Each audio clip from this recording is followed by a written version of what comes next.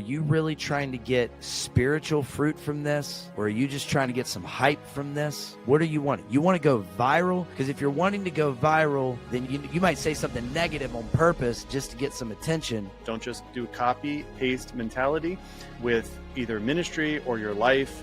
Don't just listen to anybody that has a platform without actually testing it against the Bible. They're going to be the ones that preach the gospel, die, and are forgotten.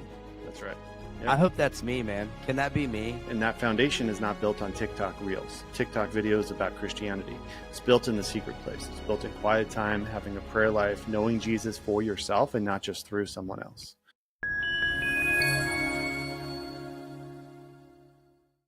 Hey, welcome to the Eyes on Jesus podcast with Drew and Tim. We're so thankful to be with you today, whether you're listening or whether you're watching. Thank you so much. Go ahead and like, share, subscribe to the podcast. We want to make sure that we can stay in touch with you as we go along in this journey.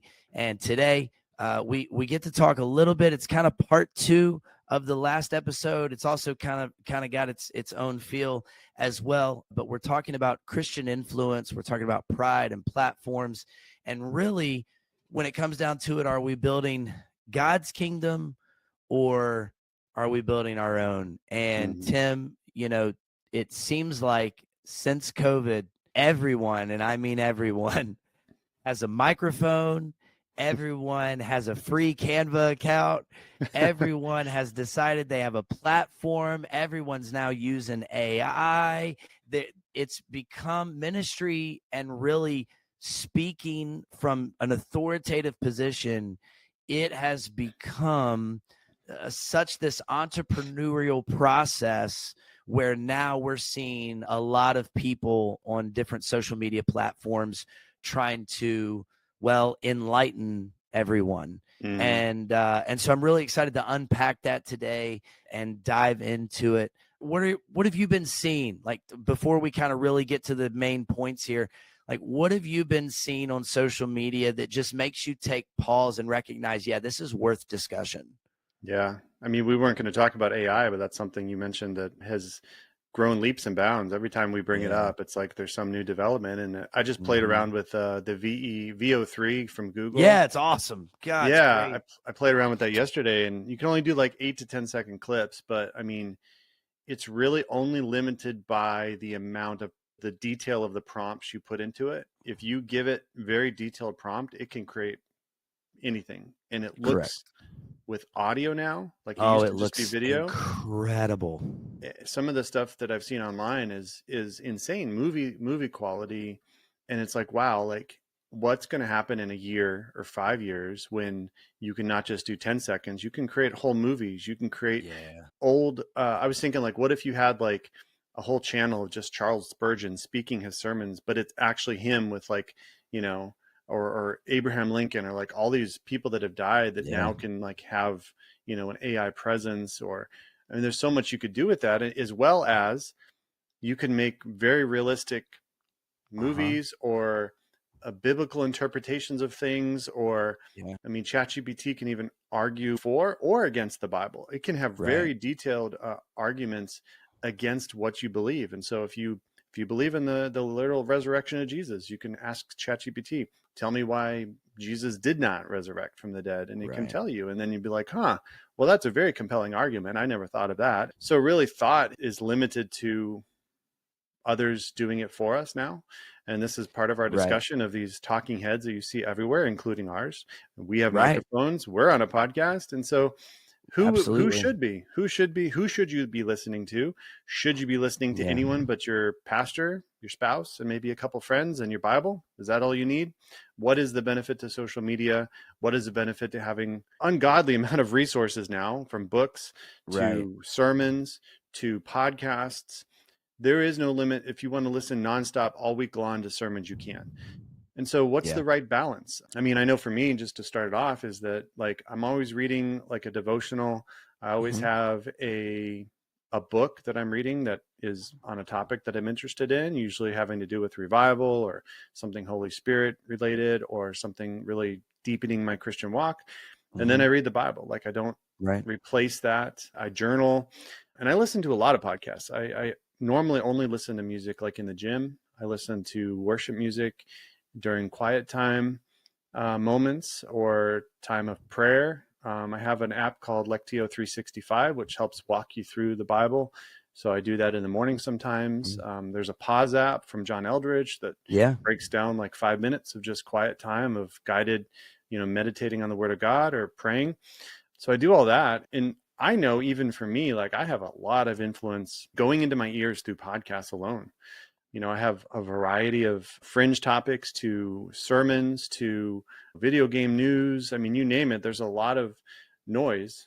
And so I even went through like the podcast I was subscribed to and just like, which ones really don't I need in my life? Right. Yeah. And so that helped a little bit. I probably listen to, lately I've been listening to 2819, and then I usually Yes, listen to sir. Corey Russell, and that's about it. I have a few others on my feed, and sometimes if it's a topic, I'll listen to that. Sometimes I won't listen to somebody for like 6 months, and then I'll pull it up, and then it'll be Yeah. like, wow, this was amazing. I needed to hear this. I share it with the Yeah. pastors. So I Yeah. sometimes feel like that's Holy Spirit driven, when it's not someone I normally consume their content.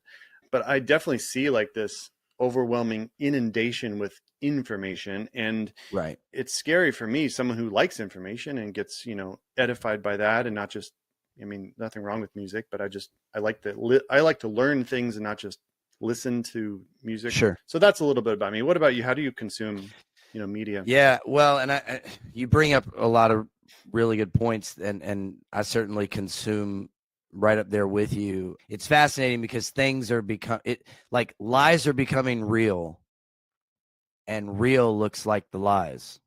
Lies are becoming Right. reels on Facebook. Right. There it is. Yeah. And so it's like that's the challenge. How do we navigate it? And there's like layers to it. But so for me, same deal. Like I listen to a lot of sermons. I love 2819 Church. I'm a big Philip Anthony Mitchell fan. I will check in on Elevation from time to time, because while I don't necessarily like roll with all of Furtick's theology positions, I do really value the fact that he has to speak to the world. And I think that is like such a challenge. And so I'm not by any means there yet, but I love hearing him speak in a way where I'm like, oh, I could see why he said it that way or whatever. So it's really from that, it's more of a training. It's more of a like craft kind of thing, while also at the same time getting fed a little. And then, like you said, reading the Bible, reading devotionals, reading a book that you're, focused on. And then I have like my one-offs, right? Where like I have a podcast called The Rewatchables, that's all about movies that are rewatchable. And you go through like kind of in a very pretentious way, like a movie, and talk about what was good, what was bad, what was the most rewatchable scene. And that's kind of my guilty pleasure. And then sports stuff as well. But in that, what we're recognizing is there's so many people with a microphone, and that can be a good thing when you're consuming, but that can be a bad thing when you're picking the wrong things to consume. And if we don't get back to a place of like, I'm reading my Bible and I'm in prayer and I'm in the presence of God to fact check everything, then it can be really dangerous. And I think what's been the biggest red flag to me about all this is, and look, I'll lump myself into it because I recognize like I'm saying this on a podcast. I really do get that, because we can see so many people who have success, both in ministry and in business. Because of that, we can aspire to be like them. And the first compliment in being like somebody is looking like them. Mm-hmm. And so we have pastors, we have ministry leaders that have decided, hey, you know what? Craig Groeschel, they did a whole like leadership conference. We should do a leadership conference. Or so-and-so did like this, so-and-so does consulting. I should do consulting. And it's like, well, so-and-so who's doing consulting has 35 years of ministry experience with some real world business stuff too. You've been a pastor for less than 5 years. What are you consulting? Yeah. Or so-and-so used to be the lead pastor and grew this church from a, small number to a big number. You were a campus pastor who served under him for 5 years. What are you consulting? And it's just really interesting. So everybody these days is a talking head.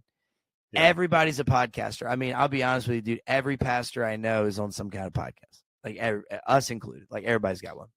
It's a Yep. saturated market. And then people have, courses, booklets, platforms. And look, for some of y'all, because some of y'all are my friends listening to this, and y'all are like, why would you say this about me? This isn't a blanket statement for everybody, okay? Like the real ones, you know who you are, and I'm proud of you, okay? But there are some of you out there that have no business hosting anything and leading people into anything because you haven't discovered it yourself. And I don't know how you expect to lead somebody to a place that you've never been. I don't know how to do that. I don't know how you expect to do that. But we've got to be really careful that we're working on our character and we're not chasing clout. And I see a lot of TikToks, a lot of Instagram. I see a lot of things that are questionable, and it's dangerous. I mean, that's really what it comes down to. Yeah.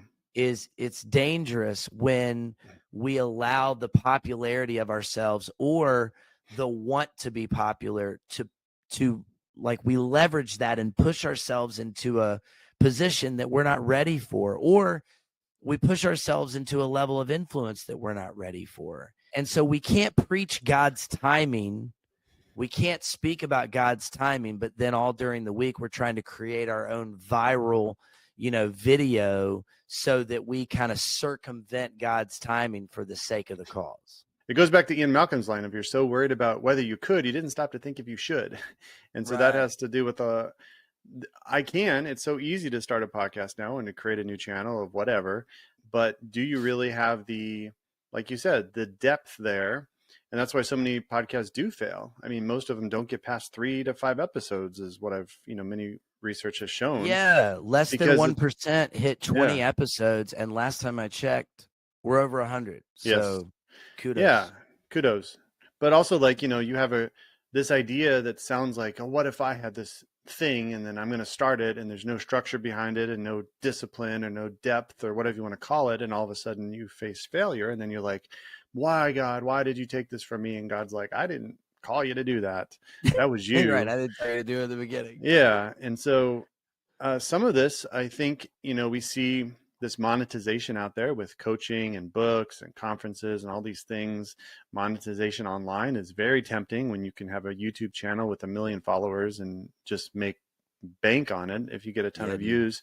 Yeah. And so that's very tempting, especially if you're in ministry. We talked last episode about how ministry doesn't always pay the bills. Sometimes you have to be bivocational. Sometimes you are underpaid according to what the world pays you for a similar job. And so it is very tempting to make money some way. But for most people, you don't find it in books or podcasts or all these things. It's very hard to be monetized. Books don't sell unless you're a big name. And so oftentimes it leads you down a place of desperation. Like, I need this money for my family. And I get that. But also, like, if you're doing something on a spiritual level, you really have to make sure it's a calling. Otherwise, get a second job. Like, don't have to be called to do that. If you need to pay the bills, do it. But at the same time, like, James 3:1 says, not all of you should become teachers. And so just because you've sat in a church or have some form of influence in a church or ministry doesn't mean you need to teach. Doesn't mean you need to have a platform. It doesn't mean people want to or should listen to you. A great example of this is Paul. Oftentimes we read Acts and we see Paul, Damascus Road, bam, encounter Jesus. The next day he's out preaching. No, it's not what it says. He spent 3 years learning, growing before he actually went out and became the Paul we know as traveling all over, right? 3 years is a long time. Yeah, it is. 3 years. I mean, it's a long time of like, he has this burning, I'm sure, inside of him of wanting to do this stuff, but still he realized, hey, I was a Pharisee. I was like murdering Christians. I need to like unlearn all this and relearn, what Jesus wants to show me, and through the other disciples there and stuff. And so Jesus himself, spent 30 years being a carpenter, knowing he had this call in his life. Look at him in the temple teaching people about his father's business, but at the same time realizing, just like he told Mary and Cana, is like, my time hasn't come yet. He knew there was a time for it, and not to rush it, not to start in his 20s or anything like that of this ministry, because he was on this time frame that he knew in advance. And so I'll take you back to 2020, Drew. There was a thing called TikTok that started 2018, 2019. Tell me more about that. Yeah. So 2020 was a COVID year. I don't know if you heard of that. And so, we were at home trying to figure out what to do with our time. And so this new app comes out called TikTok that people are kind of getting some traction. It's a dance app, right? I think I've heard of it. It started with the dance app. Yeah. And so all these people are downloading this, including me. I jumped on in 2020 and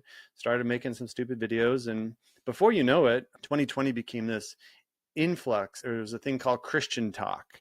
And there was just tons of Christian, quote, influencers before you know it. And what happened is, because it was a new platform, it was much easier to grow than it is today on TikTok. It was much easier to get views than it is today, because now it's saturated and you can still do it, but it's a lot harder. Like, you could literally put a video and overnight you get 1 million views on it back in 2020. And so what you had is all these Christian influencers that were growing fast. Many of them were brand new to Christianity, who now had a phone and now were putting their face out there saying all this stuff. And the amount of heresy and ridiculousness on there was something else. Yeah, it really was. There's been nothing like that since that started, because a lot of them either fell off or are no longer Christians, I'm sure, and they have their own story. But what that became was this example of what we're facing in this bigger culture we're in, of platforms without process to get there.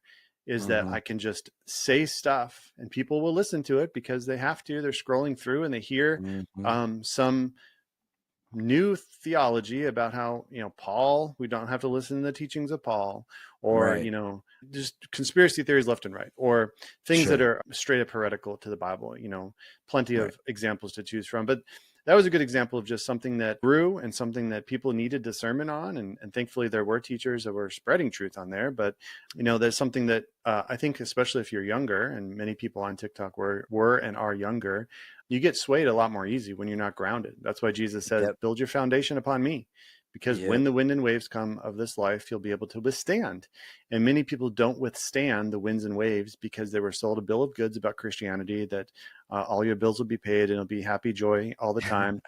And then when the winds and waves come, which is trials, which Jesus said will come, if they come, then can you stand on the foundation you have in Christ? And that foundation is not built on TikTok reels, TikTok videos about Christianity. It's built in the secret place. It's built in quiet time, having a prayer life, knowing Jesus for yourself and not just through someone else. Yeah, and that's what happens when you elevate talent, right? Talent and engagement. If I'm on a screen, look, we're going on YouTube. Like, if I wanted to talk like this and really get your attention, like, we could figure it out. Okay. Like, I did acting as a kid. I can put on a show if you need me to. But what was happening, and what still happens, unfortunately, and this happens on social media and it happens in churches, is like, oh, that person can speak. That person brings the Bible alive for me. And it's like, yeah, but like, are they living it out? Like, is there fruit, or are they just like a really good communicator? Like, maybe they're just a really good communicator, and then they live any way they want, but they can take anything and make it sound great, Yeah. So you got to be really careful about how quickly you're going to elevate talent and giftedness, and not let it outpace maturity, not let it outpace, like you talked about, like the disciplines that God calls us to have. And so with that, I think the other danger, and, again, this is where it's like, it's a really tough space to navigate, because there are people that you look up to and you strive to be. Like, that's ambition, and there's nothing wrong with that. Like, that can be healthy. So I'll just put myself in it, right? Like, when I look at other pastors or other people that have built ministry, I'm always looking from the outside in, right? Because I'm part of my own ministry. I'm not part of theirs. And so what happens most of the time is that people will look at what they think equals leadership. So outside looking in, leadership equals big ministry. Leadership equals tons of knowledge. Leadership equals teaching. So from a ministry standpoint, you should knowledge. You should know more than everybody else. Teaching. You should be the person on the platform.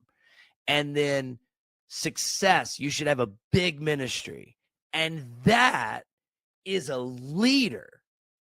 And it's like, no, that's someone who's out front. That might be the pastor. That might be a communicator. That might be a talent. You know, if this was a movie, that might be the main role. That might be the main actor here. Okay. But what really wins from a biblical standpoint, when we think of leader, what we really want to get to is we want to get to you being a champion of people. Okay. Meaning that you're going to serve them. You're going to, yes, lead them, direct them, cast vision for them, but be with them in what you're doing and they're doing. So you want to champion them. You want to care for them. Yeah. You're going to show empathy. You're going to sit with them. You're going to pray for them. You're going to guide them where God is leading them, not what you think's best based on your experience, right? And then commission them. You want to give them ownership, and you want to hand them over to their purpose in life. Mm-hmm. So real leaders, they champion, they care, they commission. That's what they do. And if you're doing that, what that might lead to is a big ministry, knowledge, teaching. Like it might lead to that. Yeah. Okay. Or it might not. Right. But what's unfortunate is from the outside looking in, we will see the byproduct of great leadership. And therefore, we mimic the byproduct. And what's so unfortunate is the byproduct doesn't bring the most important part. Yeah. The byproduct just brings attention. So you have a guy that's probably the most well-known in ministry. It's Craig Groeschel. Okay. This guy has one of the largest churches, if not the largest church in the entire world. He's got a big ministry. The guy is so wise. He has a leadership podcast as well as a church, and he does the Global Leadership Summit. He is so knowledgeable, and he's a pastor. He's a teacher. Man, that guy is a leader. So outside looking in, if I want to be like Craig, I need to have a podcast. Work I need out to more. teach. I need to have huge biceps and probably be on TRT or some level of testosterone that I take injections with, because you can't get that big at that age. But anyways, I digress. And so you like you can't get a vein in your bicep at his age unless you're on TRT. But anyways, and so you see all these things and you're like, okay, what's his morning routine? What's his workout routine? What's his podcast? I need to be an author. He has a book. I need to be, and you look at all the byproduct stuff. However, if you went to Life Church, which I've been there, if you talk to the people that work there, which I have, if you're involved and you recognize what he does from a leadership standpoint, here's what you find out. He's always there. He's early. He's always energetic. He's always encouraging his team. He's always praying for his team. He's all about care. He loves his people. He makes a great staff presence and volunteer presence. He is a servant. He is full of empathy. That then leads to a byproduct of a huge ministry, which is then a byproduct of knowledge and wisdom and byproduct podcast and leadership roles. And so we don't get to see where it started from. Right. And so unfortunately, you have, you got young guns, bro. You got teenagers and 20-year-olds and 30-year-olds with no life experience. And I'm 38, no life experience, running around going, hey, I know what I need to do to build a great ministry. And I know what I need to look like in order to do that. And so it's a really challenging thing, because you're not only being hit on social media with these ignorant approaches to theology, but you're also being hit with these hidden approaches to leadership, because no one's going to see Craig Groeschel serving and praying with his staff. But man, you'll subscribe to his leadership podcast. Right. And that's so backwards. And it, and there's no way to fix that. There's no way to fix that unless you're there. And that's what's so tough. Well, and I like how transparent Craig is with his routines. And he even shared a picture in the 80s, I think, or 90s of him in a garage. That's at the start of Life Church that we know today. Yeah. And to see the humble beginnings to something like that, when you just want to copy what happened 20, 30 years later, you're starting on the wrong thing. Like, start humble, start meek, start in a place where you can fail and learn and grow and have mentors in your life. And we don't want to start there. We want to start with the platform without the process. We want our worship team to start with elevation worship. So we're going to play elevation worship songs. That's why tracks are introduced. That's why backing tracks are introduced. That's why every church wants to play and sound exactly like they play it on the radio. And then that, you get the lights, and that's why every church you walk in, it's like, oh, look, another rectangle stage that's black with black curtains and some movers and some LEDs and some haze. And oh, they're playing that song. I remember the last church played that song. It's in the same key. It's got the same sound. It's like, because it's the same. It's all the same. And we're running after, you hit it, man. We're running after finished products when we're in process. Right. I think too, when you look at the amount of people that have influence now, a lot of that is turned to tearing down the church, even from Christians. There's so many heresy hunters out there constantly calling out false teachers. And so there's two parts to this. One is, yes, we do need to be aware of what big leaders in the world that we should not listen to because they're stuck in legal battles, not just people that you don't like or people that have a different theology than you believe. If there's genuine heresy, and I don't just mean Reformed people calling out charismatics, I mean genuine heresy, and I mean genuine, quote, moral failure and basically legal problems that will find you in jail. Call those people out. But there are channels that entirely make their... Yeah, like if we were to create, like if we were to mention, like we could just make up a name, like Robert Eyes Morris on Scandals. Like that. So that would be entirely all we did. And there are channels that do that. And it is so annoying because they get views, and it's why they do it. Because people want to see what people are doing wrong. Pretty quickly. Yeah, people want to see what people are doing wrong, and what that creates is deconstruction in the mind or lack of charitable giving, which we talked about last episode, because this person used this for that. There was just something that came out, this mega church pastor that has a $15 million compound with 6 houses on it. It's insane. And it was a tax write-off because it was considered a parsonage. I mean, that's ridiculous. But also I'm not gonna, I'll send you the picture. It's insane. Please do. But also that parsonage. Did they give him a company car too? Like, was it like a parsonage and a Ferrari? Like, geez, it's, I mean, awesome. So that's an extreme example, but what people do with that example is be like, that's why I don't give to the church. That's why the church is corrupt. That's why we should tax 100%. The churches.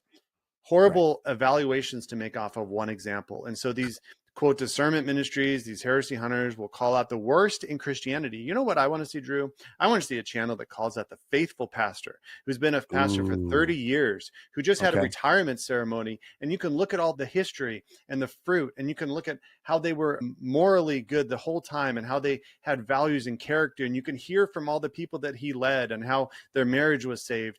I want to see a channel that every week brings up a pastor who led a church of 50 people, who led a church of 200 people, who was faithful for 30, 50 years. I want to hear those. Where are those stories, Drew? Why can't I hear stories? We don't, but I don't, that's the thing, right? Like, I don't know where to even begin and where to find them. You know what I mean? Like, that's what's so crazy. Right. You're content with where they're so at. So you would have to search for those people, but they're there. They're there way more than they're going to be the ones. They're going to be the ones that preach the gospel, die, and are forgotten. That's right. Yeah. I hope that's me, man. Yeah. Can that be me? I'm good with that. Tim Keller's quote? I think so. Yeah. It was either him or it was John Piper. Yeah. Our goal in life is to preach the gospel, die, and be forgotten. Bring it on.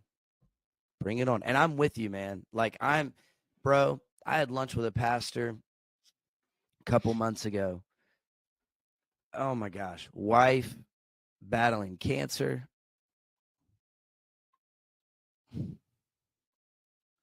And like his church is doing well, people are doing well, but you sit with him and you're like, golly, he's so run down, man. Like he's ragged. And unfortunately, I'm like, I can't do anything for him. I can pray, and I can be his friend.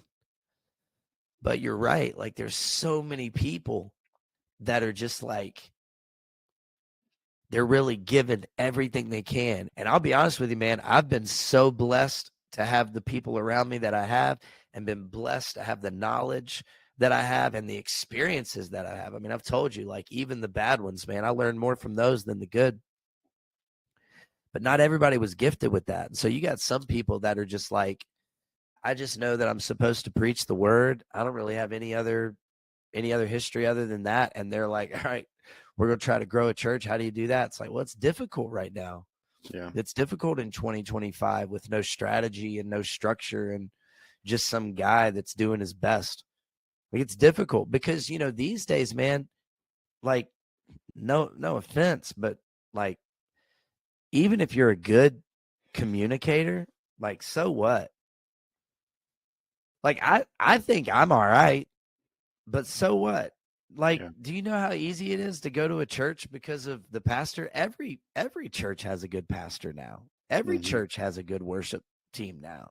Like every Pretty church much. does guest experience or first impressions or whatever you want to call it. Like every church has a kids ministry. Every church has a youth program. Like, so, unless you have, I mean, even if you have the Furtick, the Craig Groeschel, there's probably a dude within a baseball throw that can, like, he won't be them, but he might be close, because he's been listening to them. Yeah. Right. And he's been learning. So like, if you're good at communicating these days, it's like, so what? If you got good music, so what? Like these days, bro, it really is a grind. And there are so many people that are faithful in it. And like you said, they just ride off into the sunset. And all we hear about is, like, we hear about Robert Morris, who has one of the largest churches in Texas and decided to get on stage and multiple times lie about an affair that he had with a 12-year-old girl. Yeah. That's a pretty big deal. That's a problem, but that makes national headline news. Yep. Right. And the compound thing, I can't wait for you to send me a picture of this. This sounds crazy. So it's like, we hear about all that, but yeah, man, like we don't hear the good stories. And so Mm-hmm. I think what's important for us as Christians is to recognize, like, all right, if we're going to be on social media, and even for us, like if we're going to have a platform like this, like we want to be really careful with it. And look, we've had moments on here where like I've said some things that if I could go back and like change it, I probably would. Right. But like, we take the necessary steps. We pray before we begin. I always try to make sure that I'm in a great mindset going into this. We feed off each other. Sometimes, yeah, sometimes maybe we get carried away. I probably more so than you. And sometimes we might take it even too far, or say something that like, all right, maybe I probably shouldn't have said that. That probably wouldn't have been good. Well, it's out there now. And so you just try to do better, and you try to grow, and you try to remember that you're in process too. Yep. And you roll with it, right? But you try to take the necessary steps. And that's what we want to encourage people to do. Like, if you're really going to try to influence somebody about the gospel, like you got to ask yourself some questions. Like you got to ask yourself, like, who are you submitted to and what are you submitted to? Yeah. Like, are you really trying to get like spiritual fruit from this? Or are you just trying to get some hype from this? Like, what do you want? You want to go viral? Because if you're wanting to go viral, then you might say something negative on purpose just to get some attention. But like, all right, what's the goal here? What's the goal? And then are you judging how good it went by views? Like, how do you handle what success looks like? This is a conversation I have with people on Sunday mornings. I'll ask people if they had a good Sunday, and they'll go, yeah, it was great. And I'll say, what made it great? And if they listen, man, if they start with, well, we had a great amount of people here, wrong level. Mm-hmm. Wrong level, because that's fleeting. You'll have a holiday weekend and you'll be like, oh, it was a terrible Sunday. Yep. It's like, nah, man, go to ministry. So, for us in this podcast, I'd love to sit here and say, hey, the goal is that one day we have millions and millions and millions of views. I mean, to be honest with you, that would be cool if it happened, but the market is so saturated. It'd be cool if it happened, but it's not my expectation. Right. But what I love is when we get emails from people that say, hey, you're making a difference. Or we get a comment that say, hey, I listened to this episode. It was really great. Or, hey, I've really been listening to we got that one message from that one guy said, I've been listening to multiple episodes. This has really changed my life. It's like, man, well, sign me up for another episode. Like, I'm ready to go. And so you got to really ask yourself, like, why are you doing this? And what are you really hoping to accomplish? And as Christians, we should be setting the tone. We should always be setting the tone. So this is what that is hopefully that's a humble approach, and that's serving your people. That you want to know what leadership is. It's serving your people. And so that's what we're hoping this episode does, is it just kind of like reboots you a little bit. We talked last episode about financially, like, what do you trust? What do you value? How do you gauge your own finances and your own hand? How does that work with ministry?